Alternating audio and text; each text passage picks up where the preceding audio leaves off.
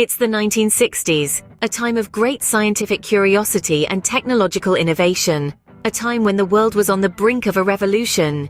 In the midst of this transformative era, the idea of interconnected networks was beginning to take shape. Our story begins with a couple of visionaries, Vint Cerf and Kahn.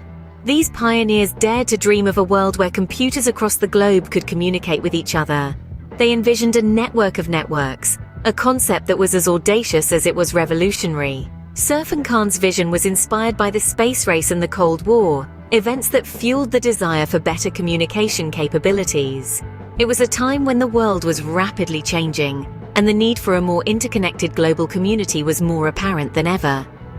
Enter ARPANET, the Advanced Research Projects Agency network. This was the first large-scale network to implement packet switching, a method of breaking down data into smaller packets, which could be sent across networks more efficiently. ARPANET was the brainchild of the United States Department of Defense, aimed at facilitating robust and fault-tolerant communication. In 1969, the first message was sent from one computer to another via ARPANET. It was a simple yet monumental step towards the interconnected world that Cerf and Kahn had envisioned. ARPANET laid the groundwork for what would eventually become the Internet. It was the first tangible manifestation of the concept of interconnected networks. It was the precursor to the World Wide Web, the foundation upon which our digital lives are built today. This was the dawn of a new era, a time of exploration and discovery in the realm of technology. It was the start of a journey that would change the way we communicate, learn, work, and live.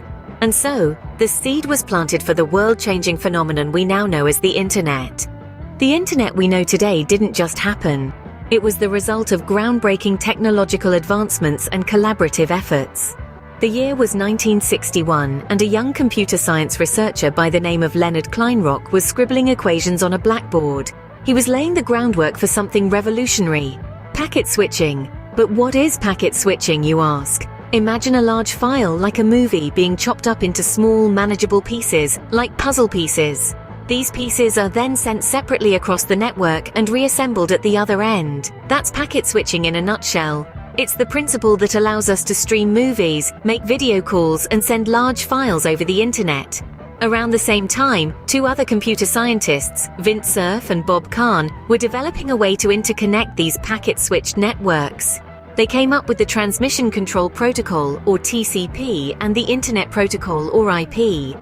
Together they form the foundation of TCP/IP, the suite of communication protocols used to connect hosts on the Internet.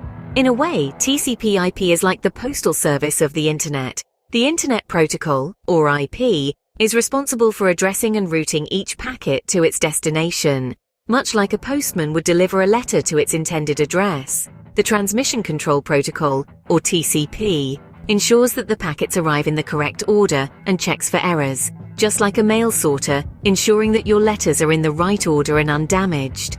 These technologies were not developed in isolation.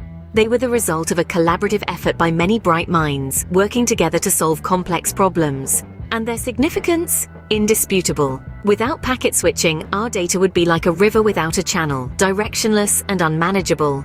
Without TCP/IP, our packets would be like letters without an address, lost in the vast expanse of the Internet. These technological leaps paved the way for the birth of the Internet.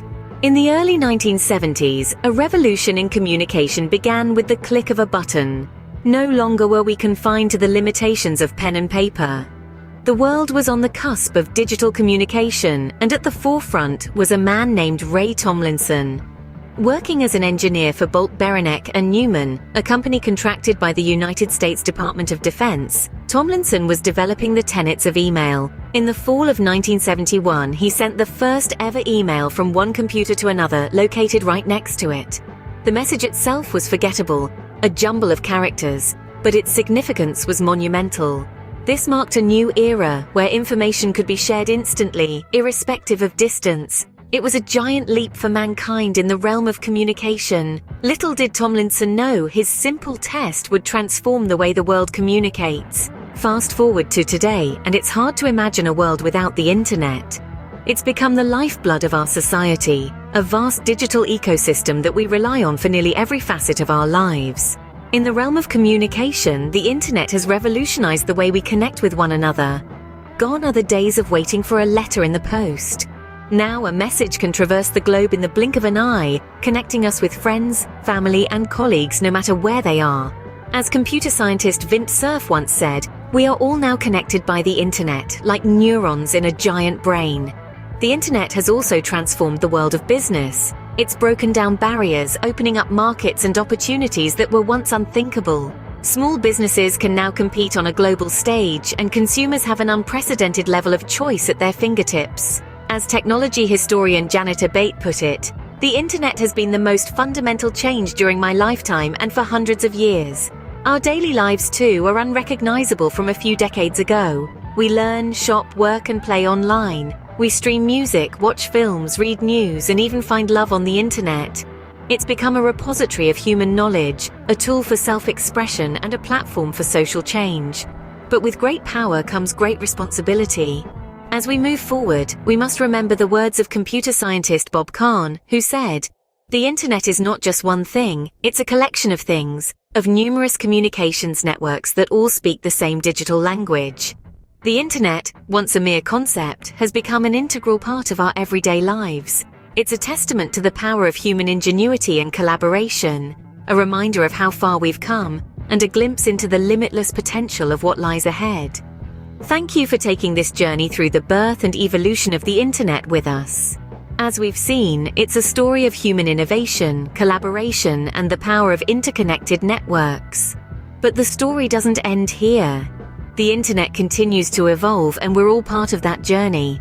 As we delve into the impact of the internet on our society, we'd love to hear your thoughts. If you enjoyed this video, please give it a like, subscribe to our channel, and don't forget to hit the notification button so you never miss our latest content. We're also keen to hear from you. What other historical events would you like to see us delve into?